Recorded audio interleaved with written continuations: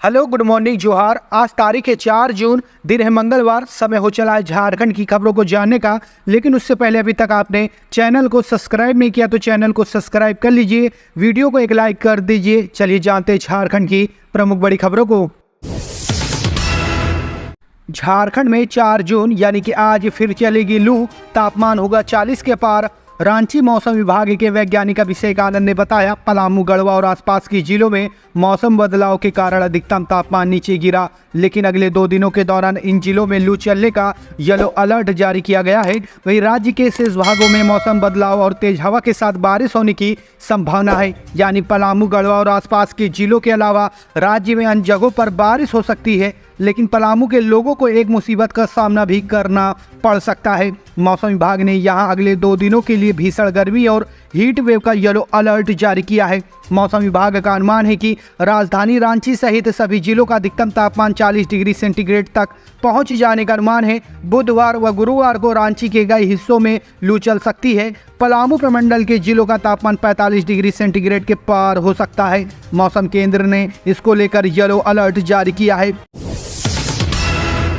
झारखंड में आज शराब बिक्री पर लगी रोक करना होगा इंतजार। चुनाव आयोग ने 4 जून यानी कि आज मतगणना की कड़ी निगरानी का निर्णय लिया है। स्ट्रांग रूम खोलने से लेकर ईवीएम को काउंटिंग टेबल तक लाने और इसके बाद मतगणना की प्रक्रिया 360 डिग्री एंगल वाले सीसीटीवी के साथ साथ वीडियो कैमरे की निगरानी में पूरी की जाएगी। सभी मतगणना केंद्रों पर पर्याप्त संख्या में अर्धसैनिक और पुलिस बलों की तैनाती की गई है। सुरक्षा के त्रिस्तरीय लेयर के तहत पहले लेयर में सीआरपीएफ, दूसरे लेयर में झारखंड स्टेट आर्म्स पुलिस और तीसरे लेयर में जिला पुलिस की तैनाती की गई है। जिन जिला मुख्यालयों में मतगणना कराई जानी है वहां धारा 144 के तहत निषेधाज्ञा लागू रहेगी। साथ ही मतगणना के दिन जिलों में ड्राई डे घोषित किया गया है। इस दिन शराब की बिक्री पर प्रतिबंध रहेगा। प्रत्येक मतगणना केंद्र पर विशेष पर्यवेक्षक तैनात रहेंगे जो मतगणना में चुनाव आयोग के दिशा निर्देशों का अनुपालन सुनिश्चित कराएंगे। मतगणना स्थल पर काउंटिंग एजेंटों को सिर्फ कॉपी, कलम एवं कागज लाने की अनुमति है। किसी प्रकार का इलेक्ट्रॉनिक गैजेट, खाने पीने की वस्तु या अन्य कोई भी सामान मतगणना केंद्र के अंदर ले जाने की अनुमति नहीं है। जयराम महतो को रांची की अदालत से मिली बड़ी राहत, पीड़क कार्रवाई नहीं कर पाएगी पुलिस। जयराम महतो को रांची की अदालत से बड़ी राहत मिल गई है। कोर्ट ने युवा नेता जयराम महतो के खिलाफ किसी भी तरह की पीड़क कार्रवाई पर 10 जून तक रोक लगा दी है। सोमवार को रांची सिविल कोर्ट के अपर न्यायायुक्त ने जयराम महतो के खिलाफ किसी भी तरह की पीड़क कार्रवाई पर रोक के फैसलों को विस्तार दे दिया है।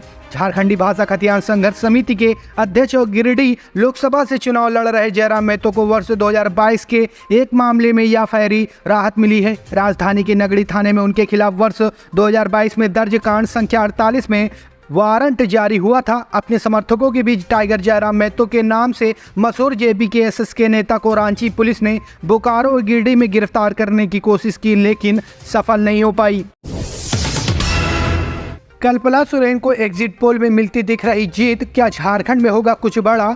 लोकसभा चुनाव की मतगणना के दिन गिरिडीह के गांडे विधानसभा उपचुनाव की भी मतगणना पंजबा स्थित बाजार समिति में होगा। कोडरमा लोकसभा के साथ गांडे विधानसभा उपचुनाव की मतगणना 4 जून यानी कि आज होनी है। तमाम एग्जिट पोल के अनुसार विधानसभा उपचुनाव में झारखंड मुक्ति मोर्चा की प्रत्याशी कल्पना सोरेन की जीतने की प्रबल संभावना है। कल्पना सोरेन का सीधा टक्कर भाजपा प्रत्याशी दिलीप वर्मा से था। वही अनुमान यह भी लगाया जा रहा है कि अगर कल्पना सोरेन यहां से जीतती है तो उन्हें झारखंड का मुख्यमंत्री बनाया जा सकता है, और इसका संकेत कहीं ना कहीं पार्टी के वरीय नेताओं ने दिया है। झारखंड मुक्ति मोर्चा के वरिष्ठ नेता गिरिडीह के झामुमो विधायक सुधीर कुमार सोनू ने कहा कि गांडी विधानसभा की जनता मुख्यमंत्री के समक्ष नेता चुनने जा रही है, जिससे यह स्पष्ट हो जाता है कि अगर कल्पना सोरेन जीतती है तो उसे चंपाई सोरेन को हटाकर मुख्यमंत्री बनाया जाएगा, और आने वाले विधानसभा चुनाव में झामुमो की तरफ से मुख्यमंत्री का चेहरा कल्पना सोरेन ही होंगे, जिससे झारखंड की राजनीति में हलचल होने की संभावना है। अंदरूनी सूत्रों के मुताबिक कुछ लोग नाराज भी हो सकते हैं। हालांकि अब 4 जून यानी कि आज मतगणना के दिन ही पता चल पाएगा कि जो एग्जिट पोल कल्पना सोरेन को जिताते हुए दिखाई दे रहे हैं वह एग्जिट पोल सही है कि नहीं। आपको बता दें, वहीं गांडी विधानसभा उपचुनाव के मतगणना के लिए 19 टेबल बनाए गए हैं और 23 राउंड में मतगणना होना है। मंगेतर के साथ घूमने गई थी काजू बागान, दरिंदों ने लड़की को दबोचा, 6 ने किया गैंगरेप। झारखंड के पाकुड़ में दिल दहला देने वाली घटना सामने आई है। यहाँ हिरणपुर थाना क्षेत्र में मंगेतर के साथ घूमने निकली युवती के साथ 6 लोगों ने गैंगरेप की वारदात को अंजाम दिया। वहीं पीड़िता ने स्थानीय थाने में शिकायत दर्ज कराई है। पुलिस के एक अधिकारी ने बताया कि 2 आरोपियों को गिरफ्तार कर लिया गया है, अन्य को भी जल्द गिरफ्तार कर लिया जाएगा। पीड़िता मंगेतर के जीजा के घर आई थी। इसी दौरान वह मंगेतर के साथ काजू बागान घूमने चली गई, तभी 6 युवक वहां आ गए। दोनों से बहस करने लगे। आरोपी युवक ने मंगेतर को वहां से भगा दिया, जबकि लड़की को पकड़कर झाड़ियों के पीछे ले गए, फिर रेप की वारदात को अंजाम दिया। इधर मंगेतर युवक ने घटना की जानकारी अपने जीजा और दीदी के साथ साथ गांव वालों को दी। जानकारी मिलते ही ग्रामीण काजू बागान पहुंचे, पीड़िता को ढूंढने लगे। इसी बीच ग्रामीणों के हाथ 2 आरोपी लग गए, जबकि अन्य लड़की को बेसुध हालत में छोड़कर फरार हो गए। पीड़िता परिवार की ओर से मामले की सूचना हिरणपुर थाने की पुलिस को दे दी गई है। फिलहाल पुलिस ने दोनों आरोपियों को गिरफ्तार कर लिया है। दोनों से पूछताछ जारी है। पुलिस ने पीड़िता को मेडिकल जांच के लिए अस्पताल भेजा है। वहीं इस घटना के बाद ग्रामीणों में आक्रोश है। वहीं घर वालों ने पुलिस से मांग की है कि आरोपियों को जल्द से जल्द गिरफ्तार किया जाए और उन्हें सख्त से सख्त सजा दी जाए। झारखंड के एग्जिट पोल में एनडीए की बल्ले बल्ले। अब सीएम चंपा सोरेन ने बता दिया अपना आंकड़ा। लोकसभा चुनाव के खत्म होने के बाद अब सभी की निगाहें 4 जून यानी कि आज आने वाले चुनावी नतीजे पर हैं। इससे पहले एग्जिट पोल के आंकड़े सामने आए हैं। एबीपी से वोटर के एग्जिट पोल के मुताबिक झारखंड में बीजेपी को 11 से 13 सीटें मिल सकती है, जबकि कांग्रेस गठबंधन को 1 से 3 सीटें मिलने का अनुमान है। वहीं अब इन आंकड़ों पर झारखंड के मुख्यमंत्री चंपा सोरेन की प्रतिक्रिया सामने आई है। मुख्यमंत्री चंपा सोरेन ने कहा कि एग्जिट पोल के नतीजों पर कहा कि ये एग्जिट पोल सच नहीं है। हर राज्य से हमने आकलन किया है। पूरे देश में इंडिया गठबंधन को 295 सीटें मिलने जा रही हैं। वहीं झारखंड में भी हम मजबूत स्थिति में हैं। यहाँ हमारे अलायंस को 10 से ज़्यादा सीटें मिलेंगी। इसके अलावा झारखंड कांग्रेस अध्यक्ष राजेश ठाकुर ने कहा, झारखंड में कांग्रेस को 4 से 6 सीटें मिलने जा रही हैं। हमारे अलायंस भी अच्छा परफॉर्म करेंगे। 8 से 10 सीटें हम जीतने जा रहे हैं। बाकी 4 सीटों पर हम फाइट में हैं। गोड्डा को महत्वपूर्ण माना जाता है, वहाँ भी हम जीत रहे हैं। कई ऐसी सीटें हैं जहाँ हमारे सहयोगी दल मजबूत स्थिति में है।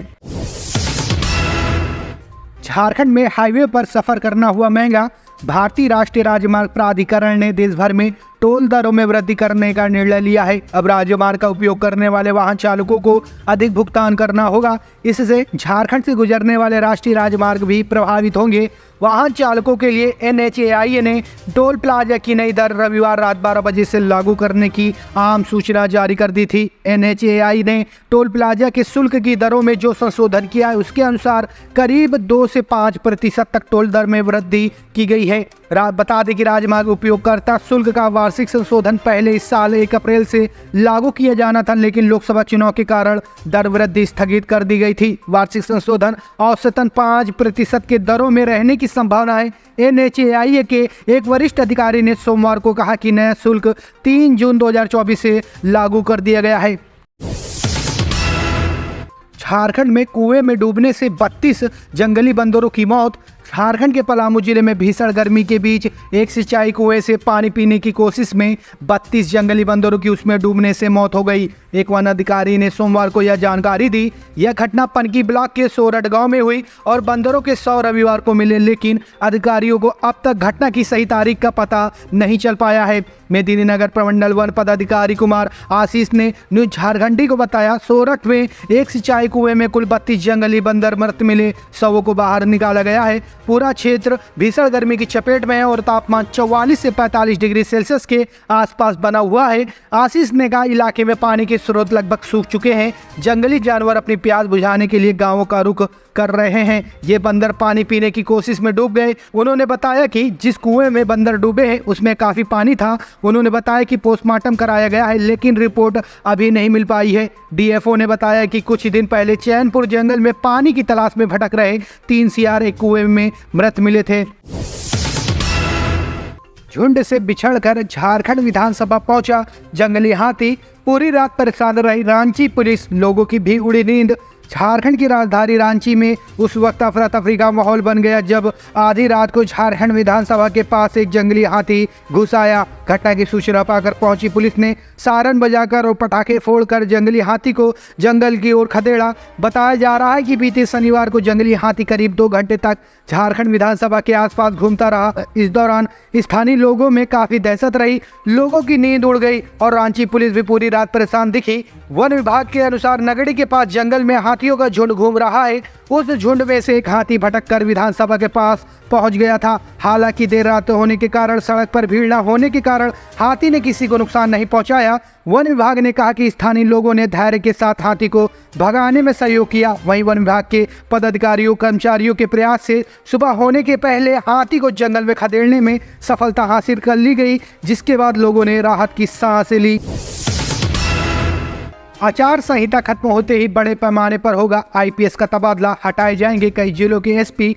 आचार संहिता खत्म होते झारखंड में बड़े पैमाने पर आईपीएस अधिकारियों का तबादला होगा, साथ ही कई जिलों के एसपी का भी तबादला होगा। सूत्रों से मिली जानकारी के मुताबिक 6 जिलों के एसपी बदले जाएंगे, साथ ही आईजी और डीआईजी रैंक के अधिकारियों का भी तबादला किया जाएगा। ऐसा माना जा रहा है कि अगले सप्ताह आईपीएस अधिकारियों की ट्रांसफर पोस्टिंग की लिस्ट जारी हो जाएगी। जानकारी के अनुसार झारखंड सरकार राज्य में विधि व्यवस्था को लेकर गंभीर है। ऐसे में बेहतर परिणाम नहीं देने वाले कई आईपीएस अफसर बदले जाएंगे। ऐसे अधिकारियों के काम की समीक्षा की जा रही है। जिले में कप्तान बदलने के लिए अपराध का ग्राफ भी देखा जा रहा है। लगातार बढ़ रहे आपराधिक घटनाओं पर अंकुश लगाने के लिए तेज तर्रार आईपीएस अधिकारियों को जिम्मा सौंपने पर भी मंथन चल रहा है।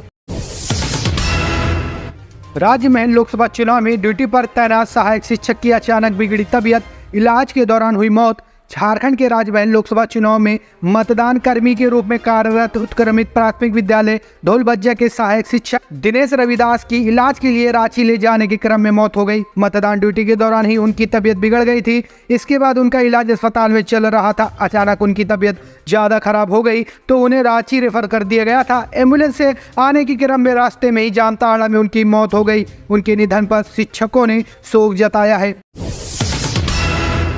400 रुपये ट्रैक्टर के बालू की रातों में कीमत 7500 रुपये। पुलिस से उग्रवादी तक करते हैं वसूली।